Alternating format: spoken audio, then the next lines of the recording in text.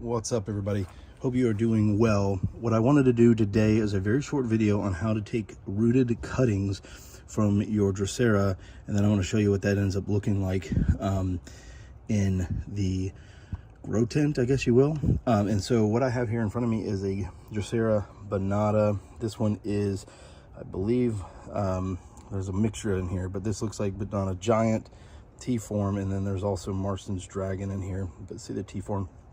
But literally it could not be an easier process. Now you could take cuttings, and so that will also work, but I do find that rooted cuttings grow much faster in larger plants. And so what I do normally is, if you have a pot just like this, if you look on the bottom here, you'll see a root sticking out. See that little white tip? That is what you want to find. So you want to find a root that is healthy, and that's a good sign. They don't always have to have those white tips, but biggest thing is they want to be firm. So if you pinch them with your fingers and they're squishy, that is a no-go. And then yeah, I mean, and like I said, they don't have to have a white tip. This white tip is a very good sign. And literally you can cut these with scissors or you can just pinch them and pull them off, and they will do just fine. Now, if you don't have any that are growing out of the bottom, what you can simply do is just pull this out of the pot, and then same thing, find those roots.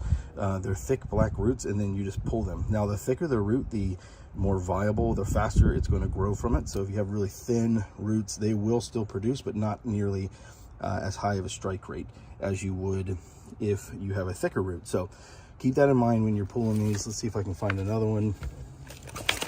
Let's check this one. See, none are coming out of the bottom here, which is fine. And so what I would do is I would simply pull this out of the pot. Now, keep in mind the time of year. Now, I live in Florida, so it doesn't necessarily get too cold. And so what I'm about to show you in the grow tent is I pulled these things a month ago. So because Florida doesn't get too cold, I'm able to do that. If you're in a really, really, really cold climate, you should still be able to have a good strike rate most of the year, but you want to be careful about messing with its roots too much if you're in a very, very cold climate. And so it sounds like I'm not giving a lot of information, but it is literally that easy. With Filiformis, you can do the same thing. However, with them, they have very thin roots, and so it's much easier if you go ahead and just pull them apart at these little nodes here. So there's two here that I would be able to take this apart and tease them apart, and I would have two plants. Binatas are the best. Capensis, you can do that as well too. Capensis have very thick roots, and I could easily do rooted cuttings. Again, the difference between a rooted cutting and let's say a cutting from a leaf is going to give you far more plants, but it is going to take substantially longer for them to develop larger plants. And so I'll show you examples of those in here in just a minute. Alrighty, so now we're in the grow tent. The quality is not going to be great because you're looking through just an old fish tank that I had. Now, I made a video about a month ago where I showed you how I just took an old fish tank, put in some peat moss and some perlite, and literally just threw cuttings in there, rooted cuttings and also leaf cuttings rather. And it's been 34 days and 24 hours, so 35 days. It just hit 35 days an hour ago. And so 5 days more than a month, and this is what you can expect. So very, very good growth. Now, you'll see over here larger plants, and that is because of the rooted cuttings, which I'll show you in a minute what that's going to look like. But some of these smaller ones, like right there, that little clump. However, that clump in the back is also, let me see if I can come around the corner and then show you that. This is from leaf pullings as well. Notice how they're very, very clustered together.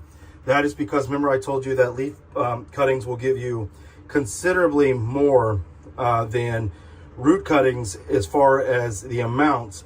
Now, root cuttings will give you larger plants. Let me pause the video. I'm going to pull one out of the ground, and I'm going to show you what it looks like. And so here is an example as I fight to give you some good light. Here's an example of a root cutting off of a Drosera T-form. Now, you'll see the root right in the middle is the old one where I pulled it off of the original plant.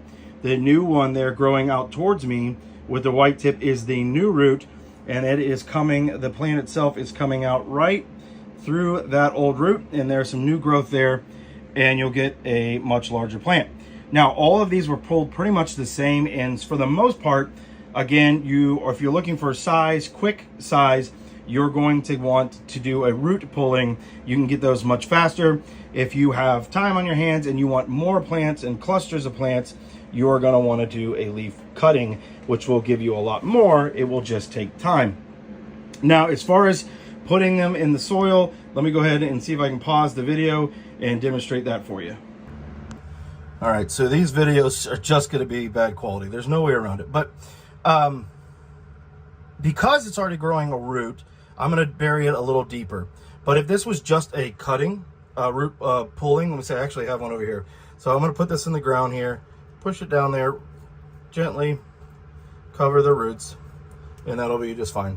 Right here is an example of one where you could see how little care I did for, let me see if I can get it in the phone. Where'd it go? There it is. There it went. Where in the heck did that thing go? It's like impossible to find in this clump. There it is. All right. See that little black stick in the middle? That is the root. And so when I put the roots in the ground, I normally put them, here's another example. I normally put them where they are just maybe a centimeter under the ground with just a little bit of media on top. There you go. And so that way they get a little sun, a little light exposure to them. You can bury them a little deeper if you want. I find that it's not necessary, and everything works out just fine without doing that. And so you pull those roots off like I showed you, or cut them. You come in here and you place them on the soil surface with just maybe a little centimeter over top. Now, as far as the soil texture, if you will, it's again, this is just peat and perlite. As far as dampness of the soil, it really, obviously you want it to be moist to even wet for when they're first starting off. Once they get established, Drosera can be very forgiving, especially binata. And so what I recommend is keeping a moist soil when they're growing, and they will do just fine. It will take about, if you do a rooted cutting, it will take probably 2 to 3 weeks even before you start to see anything. And let me see if I can find an example. Sorry. Here's a good example. It's like a forest of Droseras down here. So what I'm trying to do now is finding an example of a rooted cutting that has just started to sprout. So a little difficult to find. Here's one right in there. I can't really get it to focus. Right in the middle of your screen is an example of a rooted cutting that is just starting to sprout. So it is not going to look like much when it first starts, and that is perfectly fine. I've got another one over here, right in the middle of your screen. Very, very tiny. It can take a while. I have some that are outside that literally I took pullings from the roots, put them in. It was literally 2-3 months before anything happened, and now all of a sudden I've got Drosera sprouting out everywhere. If you grow them in a more of a controlled setting like this, you're going to get faster results, absolutely for sure. And so just keep that soil moist, and you will do just fine. Don't be too worried if the soil gets too wet. It would be very, very hard for you to rot those roots. It is possible if it's just sopping wet, but for the most part, they are very good at dealing with different levels of soil as long as it doesn't get dry. The dryness is where you're going to have the problems. And so, again, here's an example of some leaf pullings that have been growing out. This is several of them that have come together to cluster up. And the other reason why I want to show you this really like sort of janky setup is because there's so much misinformation about propagating these plants, and people think they need to own hundreds and hundreds of these plants.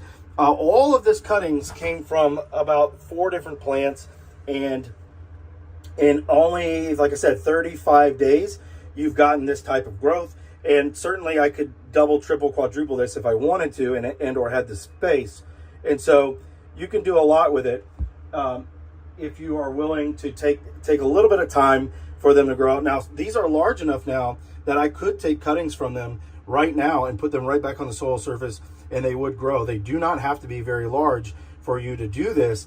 And they are at the size now, even at these small sizes, that I could feed them and further expedite their growth. So you don't have to get over the top with it. If you simply stick them on the soil surface, keep the soil surface wet, and give them good lighting. I give them the same exact lighting as I would a grown plant, and they do just fine. So give them that, and you will be just fine. I hope this very grainy, very sort of grassroots video has helped.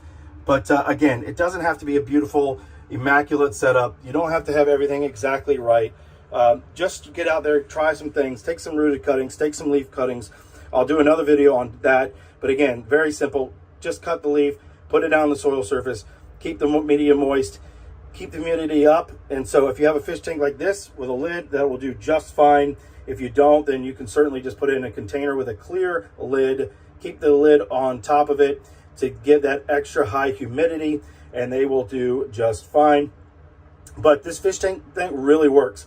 If you're not really into the aesthetics, what I'm planning on doing is taking this stuff and then putting it into an actual bog garden. This is sort of just a grow out tank, and so I'm just throwing everything in there like a hodgepodge, and then I'll plant it in a more aesthetically pleasing environment. But if you have an old fish tank laying around anywhere, or you've got 10, 15 bucks to go buy a 10-gallon tank, you can literally just take cuttings and just stick them in here. And then also I've got Venus flytrap cuttings in here that are also starting to grow, and I will do a video on that to show you as well. But just as simple, right? I just took some pullings, stuck it in the soil, and I've already started getting some bumps where new Venus flytraps are growing. All right, I hope you've enjoyed this video, and I'll see y'all later. What's up, everybody? CHM Carnivorous here. I hope you're having a wonderful day and a wonderful week. Now, I thought I would try something interesting just to see if it would work. What you're looking at in front of me right now is just an old, beat-up 90-gallon fish tank that I had back when I used to collect fish, and my apologies, it is dirty because it's got soil and everything else in it, but that's not the point. The point is, what I wanted to do is just to see how tenacious Drosera cuttings would be. And so I took a whole bunch of cuttings of the plants that I have outside, and then I just put them down in this tank with some peat moss and perlite and some root cuttings, and then also some leaf cuttings. And I want to show you what has happened. And obviously you can see a little bit of it right now. And I just want to show you in the other tank what some of them have looked like, more the first generation. And when I say first generations, I'm talking about literally a matter of, gosh, I don't know, maybe a month and a half, and what those look like.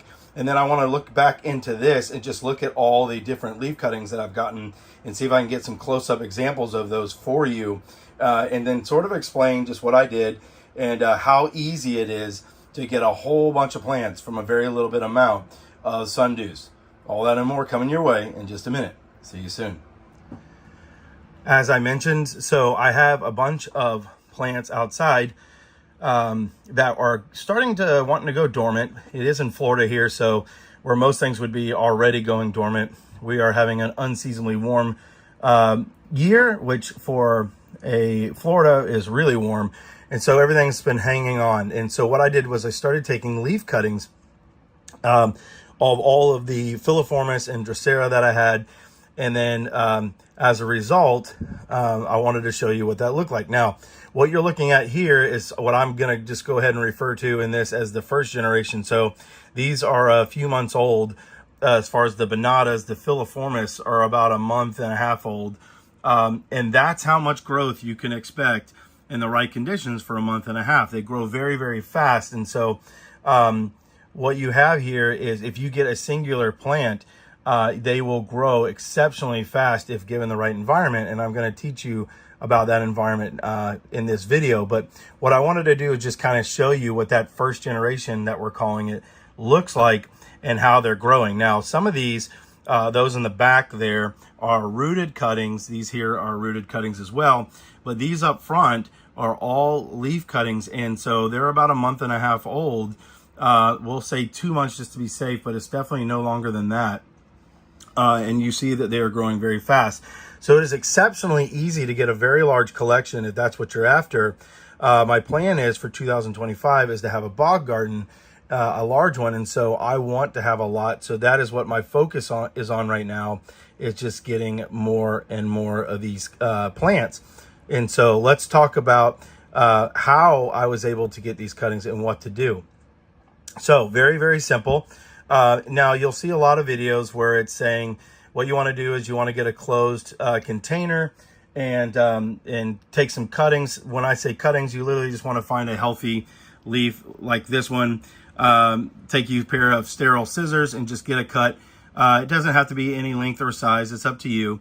Whatever will fit in your container. You literally take cuttings, sit them on top of a pot of sphagnum moss and or peat moss and perlite. Make sure that the media is moist. Put a lid on it, and then it will do its thing. And I will show you this more in depth when we look at the other tank. But what I wanted to share is that simple. Now, what I wanted to see is, does it have to be that clinical? Do you have to have these sterile conditions to get these things to grow and have it covered in all those things? Or can you have something larger like a fish tank that would provide enough ambient humidity and get the job done? So let's go ahead and look at the other tank and let's see if that in fact worked. All right, so forgive the sort of grassroots feel of this, but you know, those are how my videos are anyways. But I went ahead and pulled up a piece of that filiformis because I wanted to show you what I'm talking about. So here is the cutting. This is just probably a 2.5, 3 inch piece of filiformis that I cut off, the leaf that I cut off. Now, what you can do is I put it on this tray just for reference, but you can get a tray just like this, put in some either 100% peat or peat and perlite mix, and then just keep it really moist. So this is actually too dry. See how dry that is? You want it to be nice and moist. And they can almost take wet, not almost, they can take wet conditions. So what I've seen a lot of growers do is use sphagnum moss and literally fill it full of water and then just have a little bit of sphagnum moss for the roots to bind to, and that works just fine. But what I want to show is you can see here how the plant itself is starting to, how little babies have started growing right out of the middle of the leaf here. And if you can see right here, it's a little hard to tell, but those are roots that have come in off those plants. It's sturdy because I pulled it out of the ground in that other tank. But it will literally produce leaves or new plants right out of that cutting. And so right there is the root. See that? That's a good angle if I don't, pardon my shaking, but it's a nervous condition that I have. But right there, you see the roots growing out of it. And that is the plant growing out of it. Now, this looks like it's quite large. That plant is probably 2 inches tall. That took maybe 3.5 weeks at most to come up. So they grow very, very fast. And in this example, there's only one, but it is not uncommon at all to have these all up and down this leaf. They produce the new pups directly from the leaf itself. So there's no nodes or anything like that you need to worry about. And it will produce this beautiful plant. And very quickly, it will become this. Now, so what I do is grow it in that larger tank or a tank like this, and then you can either move it because they will get large, or you can leave it in the tank, which is what I'm going to do with the one I showed you in the beginning, and we'll show you here in a minute. But I wanted to show you this for reference. I'm going to plant this one back up, and then we'll go take a look at the tank. All right, so now we're looking at the tank again. My apologies for the dirtiness of the tank. It's just an old one that I had, and I was like, you know what, let me try this experiment and see if it will work. But you can do this with almost all basically binatas, but Drosera, but some of them are more effective than others. Binatas and filiformis are very, very good at creating pups from leaf cuttings and root pullings or root cuttings. And so a couple caveats is the root cuttings, they take a little longer to strike, but you'll have a much higher strike rate, and they produce very larger growth faster. And so what you're looking at right here is, it looks like this is going to be a binata staghorn. And so this staghorn is from a root, and it is, see how much larger it is comparative to all the other ones. They were all planted at the same time, but they will just produce much faster because they have the energy built up in those roots. There's some more over there that are growing nice and tall. And there's some right there. So the roots will give you a lot more, and it's as simple as the leaf cuttings. You literally just pull your plant either out of the ground or out of the pot. Sometimes they have roots growing out of the bottom of the pot, and literally just snip off a couple inches of root here and there. You want to make sure the root has a white tip at the best possible success. However, I have found that they will do just fine. As long as the root is firm and not squishy, it will do just fine.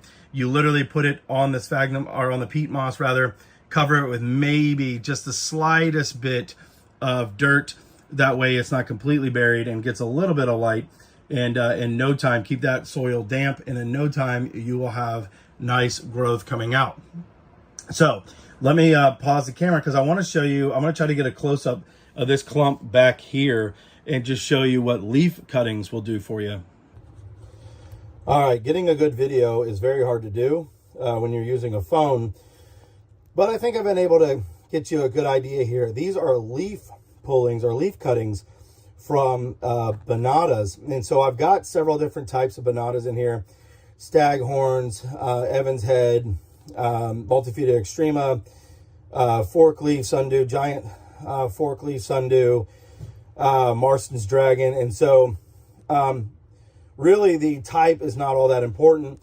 The binatas in general do an exceptionally good job of growing. What I've found is they do very, very well in just about any sort of media, whether that is sphagnum moss with water or peat and perlite. And so what you have here is you can't even see the actual leaf, the starter leaf at all anymore, because it is so covered with pups. And that's what you'll get from leaf pullings, especially with binatas, is the rooted cuttings will produce larger plants, but it's not going to produce nearly as many, whereas a leaf cutting will produce a ton. And so right here you can see there is a ton. The drawback is it will take them a little bit longer to grow. The plus side is that you're going to have a lot more plants. So here's a smaller example of that. If I can get the phone to focus there, that is a leaf cutting that is fairly new, with all those little babies coming out. Now, what's interesting to note is I didn't do anything specific with these. So let me see if I can pull up some more binatas here. Sorry for the camera movement. Or these are filiformis right here. And just see how those are growing. I haven't done anything fun here. So what I wanted to, or anything crazy here, what I wanted to do was see if these plants would grow if I just put them straight on the soil in this fish tank without covering them up with anything, and see how that would work. And as you can see here, it's obviously worked very well. The key is just keeping that soil moist. And so I have a little spray bottle that I spray it down daily. And then this fish tank has some glass lids on it. And then lighting. Lighting is very important. And so I've used the same lights that I would use for my larger parent plants. And so I've got a, I actually got one of these lights from Home Depot, which are, Lowe's, which are actually fantastic for plant growth. But then I also have a Mars Hydro that I have over this as well. The environment of the fish tank just allows no moisture to get out, obviously. And so it does very, very well with that and keeps the soil nice and evenly moist. And then also just having the top on there with the lights creates sort of that greenhouse effect, and on a large scale does what you would have for cuttings. Now, obviously this isn't conducive for everybody, but you can do this with any size fish tank.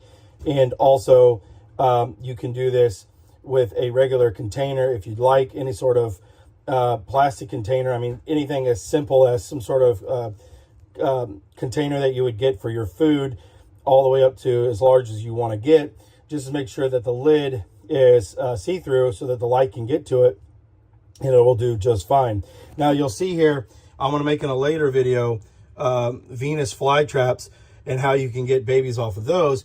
I also want to see how well they will grow in this environment. They don't like to have their roots too wet, but I think they're going to do just fine with as far as getting strikes and getting pups. So this is a shorter video, but there's not a whole lot to it. The whole point of this video was to show you how easy it is to make a bunch of plants from a very little amount of plants. And so you don't have to go and buy dozens and dozens and dozens of the same types of plants to get a large collection. If you have just a little bit of patience, which is hard for me, but you can create an entire forest of these things very, very easily. And let's see, like over here, for instance, let me see if I can zoom in. Pull back, there we go. So these filiformis right here, look at that. That's just one leaf that you see running across the bottom. And there is probably 6 or more large plants growing from that. And so that's the kind of striking that you can expect from these things. Now, they will be exact clones, so there is that, but to me that doesn't matter. The plant is what I'm after. And so just taking one little leaf cutting, putting it right on the soil, keep the soil moist. It literally is that easy. It can even dry out a little bit, but not a whole lot. But it's not really an exacting science. These plants are survivors, and they're very, very tenacious. And so you will get a ton of plants in no time. So if you can allow yourself just a couple months, you will get very nice plants very quickly. And then you can continue to make these cuttings and make this collection as large as possible. I see a lot of new growers. They'll buy multiples of the Droseras just to make a larger collection, where all you need is one. Just take a healthy leaf, cut it, put it in this kind of environment, and in no time you will have a whole bunch. I hope you've enjoyed this video, and if you would like, I can do another demonstration on exactly how to do the cuttings, but it is literally as easy as just taking some scissors that are sterile, cutting a couple inches off of a leaf, preferably one that does not have insects on it. But I've even found that that doesn't necessarily matter all that much. Put it on top of some sphagnum moss with water, and or some peat moss with perlite, or just regular peat moss. Keep it moist, keep it covered, and get it a good light. And then in just a couple weeks, you'll have more plants than you know what to do with. And then I will make a follow-up video about how to care for them after they've been growing like this. But that is almost as easy as that. That is the fun. One of the reasons why Drosera are so fun is because it's such an interesting experience to see them multiply and do all these amazing things so easily, where a Nepenthes or something like that will take a very long time to create basils and or seeds. Here, you can just get the cuttings going and it goes very fast. I hope you've enjoyed this video. As always, I hope you have a wonderful day and a wonderful week. I'll see you soon. Bye-bye.